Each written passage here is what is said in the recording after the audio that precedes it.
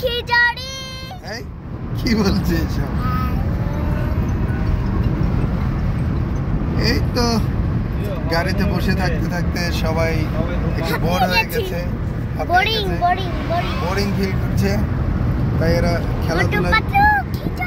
আর কোনো ভালো গান নাই ড্রিঙ্কো মানে খুব শক্তিশালী একজন মানুষ সে নিজে যা বোঝে তাই